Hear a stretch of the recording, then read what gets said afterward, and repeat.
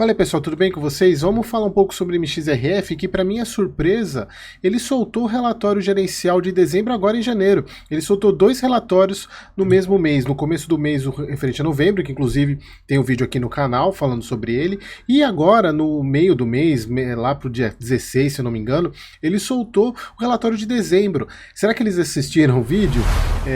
Mas obviamente que é brincadeira, mas é que tem vários canais que inclusive reclamam muito desse atraso. Fiquei feliz, porque é importante, principalmente quando a gente fala do fundo que atingiu mais de 1 milhão de cotistas. É um marco para a indústria de fundo imobiliário, por mais que seja um fundo que não necessariamente ele reflete a quantidade de cotista, o quão ele é bom, isso não tem relação nenhuma, mas é importante porque é um baita marco, vocês vão ver que eles até mencionam nisso, ele tem mais investidor do que Petrobras, do que Banco do Brasil, do que Itaúsa, que são grandes empresas na Bolsa. Então, é um marco para a indústria de fundo imobiliário bem bacana, mas também isso não reflete necessariamente que seja o melhor fundo imobiliário. Mas é importante, assim, é um marco para a indústria, como é um marco histórico, digamos, né? Eu até fiz uma publicação recentemente no meu Instagram, aliás, quem não me segue, o link está aqui embaixo. Então vamos falar um pouquinho sobre o relatório gerencial. Vou trazer alguns pontos para vocês, mostrando que a MXRF ainda continua caro. E nesse relatório eu vou mostrar para vocês com números isso, mostrando que, na minha visão, ele continua caro.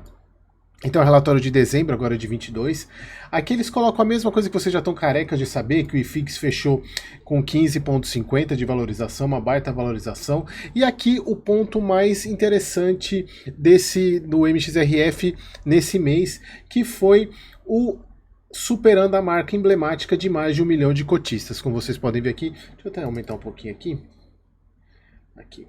Isso. Mais uma vez, como destacamos, o elevado crescimento de cotistas, superando a marca emblemática de mais de 1 milhão de cotistas, o maior da indústria de fundos imobiliários do Brasil, na database do presente relatório, e com mais investidores do que grandes empresas listadas, como Itaúsa, Banco do Brasil e Petrobras. É uma baita marco, né, para a indústria de fundos imobiliários, mas obviamente que eu sempre venho falando para vocês que esse número de cotistas ele está muito mais relacionado com o preço da cota do que a qualidade do fundo em si. Obviamente o MXRF melhorou demais, ele era praticamente um lixo há um tempo atrás, melhorou muito, mudou o perfil de alocação dele, mas é um fundo que é negociado na base 10, então muitas pessoas que eu gosto de repetir, é um fundo que as pessoas utilizam como troco. Comprou um fundo imobiliário, sobrou R$20, vai lá, compra 2 cotas do MXRF. Comprou ação, sobrou R$30, vai lá e compra 3 cotas do MXRF. E acaba se tornando cotista. A pessoa pode ter uma cota do MXRF que ela vai fazer parte desse 1 milhão. E obviamente, pessoal, vocês não vão ver eu aqui fazendo vídeo de clique para falando sobre o MXRF, porque é fácil. Porque imagina, a gente tem 2,2, 2,3 milhões de investidores de fundos imobiliários. Isso significa que a cada 2 investidores, um tem cota do MXRF. Então, certamente você que está assistindo aqui, ou você tem cotista, ou você conhece alguém que tem cota do MXRF. Então, seria fácil fazer vídeo falando quanto que rende tanto no MXRF, mas o meu objetivo, como vocês sabem, não é esse, é trazer a realidade, e eu vou mostrar para vocês como tá caro ainda o MXRF. Bom, aqui um ponto importante, começaram já a alocação. Eu gosto quando o fundo faz emissão e já começa a alocar. Inclusive vocês viram no vídeo do LZR o quanto que isso está atrapalhando o fundo, assim, na minha visão, né? Na minha visão como cotista do LZR, o quanto que está demorando essa alocação do caixa, e aqui eles já começaram a alocar. Eles até fiz no final do vídeo do mês passado no MXRF, eu fiz uma editada, porque logo depois que eu fiz o vídeo saiu o comunicado, aí eu coloquei um finalzinho falando da captação de 750 milhões, a gente vai falar um pouquinho dela aqui, né, que eles colocaram isso. Então, inclusive, eles já iniciaram a alocação, 145 milhões já usando o dinheiro da emissão, então já iniciaram. Porém, eles venderam 66 milhões, então, em tese, eles alocaram praticamente 90 milhões do caixa da emissão já logo em dezembro. E também alocaram quase 100 milhões em permutas financeiras, Higienópolis 1 e Higienópolis 2, porque é uma das características do próprio MXRF, como vocês já sabem, que eles colocam que 80% do PL do fundo é investir em CRI e os outros 20% em permuta financeira. Não vou falar o que é permuta financeira aqui, vocês já estão carecas de saber, tem vídeo no meu canal aqui explicando o que é permuta financeira. Então aqui eles colocam também que a equipe de gestão vem observando melhora gradual no cenário de crédito, fundos de crédito voltando a captar, e a queda da Selic traz mais alento ao resultado financeiro das empresas, assim como dos próprios fundos que têm alavancagem no CDI também. E aqui eles colocam um ponto que é muito importante para o MXRF, principalmente por causa das permutas, que é a questão das melhores perspectivas na atividade da construção com o projeto Minha Casa Minha Vida, que, como vocês sabem, é um programa que foi criado pelo governo Lula, e como o governo Lula é o atual mandatário, é o tipo de programa que, principalmente agora esse ano de 2014, deve voltar com mais força. E aqui eles colocam a inflação da construção arrefecendo, a expectativa da redução de juros nos financiamentos habitacionais no próximo ano. Obviamente que toda a taxa de juros de qualquer financiamento, de qualquer empréstimo, é balizada na taxa Selic. E ela caindo, então todas as outras taxas caem também. Aqui falando sobre a questão do rendimento, 0,10. Aqui eles separam, né, o que vem de cada coisa. 28 milhões vindo de operação de permuta, 6,80 de 28 milhões foi o total, de permuta financeira 6,8 milhões, de CRI 20,77 e de FIIs, que ele tem um pouco de fundo imobiliário na carteira, 3,4 milhões. Aqui eles colocando que ainda tem uma inflação acruada de correção de 5 milhões. Aliás, você não sabe que a inflação acruada também tem vídeo aqui no canal explicando, é só lá buscar inflação acruada. Aqui falando sobre a questão da emissão, que eu falei no último vídeo, então, que no finalzinho do vídeo eu coloquei a parte que provavelmente já iria sair nesse relatório, e como saiu, captaram 750 milhões, uma baita captação, e aqui eles colocam que o momento seja propício para alocação rápida, né? A curva de juros e os spreads de crédito ainda em níveis elevados, podendo travar um pouco o longo período de taxas atraentes em relação ao risco de crédito dos papéis e proporcionar oportunidades de ganhos expressivos, ou seja, eles estão falando que como a taxa de juros ainda é alta, e o próprio juro real, né? A taxa, que é a diferença entre a taxa Selic e a inflação, ainda continua alta, isso ainda tem oportunidade. E o segundo motivo, janela de menor volume de emissões em fundos de CRI e em outros fundos de crédito, que possibilita melhor poder de negociação em originações, taxas e garantias e condições em geral, devido a um capital mais escasso. Isso significa o quê? Que a gente só está vendo emissão de fundo de tijolo, de papel, a gente não tem visto nenhuma ainda, então eles colocaram isso, até porque o próprio MXRF é um dos poucos fundos de papel que está com ágio, acima do valor patrimonial, que possibilita o fundo fazer emissão. Aqui colocando a parte de distribuição, 0,10. Esse mês eles geraram um resultado maior do que o rendimento distribuído, diferente do mês passado. Deixa eu reduzir aqui para poder mostrar mais aqui para vocês. Aqui a questão da evolução da cota patrimonial, ela deu uma fechadinha, ela estava bem mais alta, mas deu uma fechadinha, mas continua bem alta ainda. Aqui a parte de pregões, aqui o resultado, como vocês podem ver, teve um incremento de permuta financeira esse mês. Obviamente a receita de CRI foi um pouquinho menor do que do mês passado, mas compensou pelo incremento de permuta financeira. Aqui o que eles têm de reserva ainda não distribuída, que é o resultado financeiro dos últimos 6 meses, parte de patrimônio.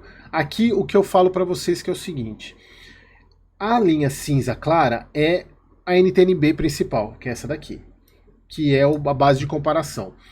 Ela está acima já há alguns meses referente ao valor de mercado mais rendimento, ou seja, a própria valorização do fundo, mostrando que a renda fixa ela está rendendo mais do que a MXRF por causa do preço da cota. E é o que a gente vai ver aqui, olha só. Aqui é basicamente uma tabela de sensibilidade, tá? Relação da cota de mercado com a cota patrimonial, que é 9,93, e aqui o ágio e deságio. Então hoje, eles nem colocaram na tabela, mas eu peguei a atual, tá 10,69. Então eu fiz as contas aqui, ela tá dando um ágio de 7,7% em relação à cota patrimonial, ou seja, um P sobre VP de 1,07. E olha só, eu peguei aqui e fiz as contas do yield com essa cota. O yield bruto no IPCA 7,10 e o yield CDI 1,03. Descontando a taxa de administração de 0,9 ao ano, olha só quanto que cai a taxa, pessoal. Nessa cota, nesse preço, o rendimento líquido IPCA está dando 6,20, ou seja, o Tesouro está 5,70, se eu não me engano, tá dando tá dando 0,5% de yield no IPCA. E o yield CDI 0,13. Então, pessoal, é o seguinte, essa é a prova para mostrar para vocês o quanto o MXRF tá caro, porque ele tá praticamente empatando com o Tesouro IPCA. Aqui nesse caso ele está dando um pouquinho a mais, mas será que esse risco todo do MXRF, incluindo a permuta financeira, é só 0,5%? Então vocês têm que pôr isso na balança para quando for avaliar um fundo base 10, não necessariamente é barato. Aqui eu estou mostrando para vocês o quanto que o MXRF ainda está caro. Aqui a parte de taxa média, como vocês podem ver aqui, a parte de CDI ela deu uma diminuídazinha, aqui aumentada, desculpa, aumentou a taxa de carrega, isso aqui é o mês passado, tá? A parte de IPCA também aumentou para 8,11. Isso eu já tinha falado que ele iria aumentar a taxa de carrego com as compras que ele estava pretendendo fazer do pipeline da emissão, e ele já começou a comprar algumas coisas. A parte de caixa, obviamente, aumentou, porque ele, acho que era 1%, se eu não me engano, agora ele está com todo o dinheiro da emissão aí, já usou praticamente 180 milhões, mais ou menos, da emissão, da emissão, né? Aqui a parte de não mudou praticamente nada. Aqui as duas novas compras, né? Que as duas foi de CDI mais 3, CDI mais 3,5. Se a gente pegar a taxa de carrego dele, CDI é 2,69 e antes era 2,62. Isso justifica também esse aqui é de aquisição, né? O que justifica esse pequeno aumento, esses dois CRIs que eles compraram aqui, esses dois CRIs. Bom, aqui a parte de duration dos CRIs, aqui a parte das compromissadas, que não mudou nada do mês passado para esse mês. A única coisa que mudou é que agora representa um pouco menos, se eu não me engano era 0,56 do PL, se eu não me engano, foi para 0,48, exatamente por causa do aumento do patrimônio referente à emissão. Aqui toda a parte dos CRIs do fundo e isso eu sempre venho falando, eu gosto muito dessa exposição que o MXRF faz aqui, de mostrar a questão dos CRIs, a parte de permuta financeira, que teve as duas permutas da Gianópolis, como a gente, deixa eu ver onde que tá aqui, não sei onde que eles estão falando.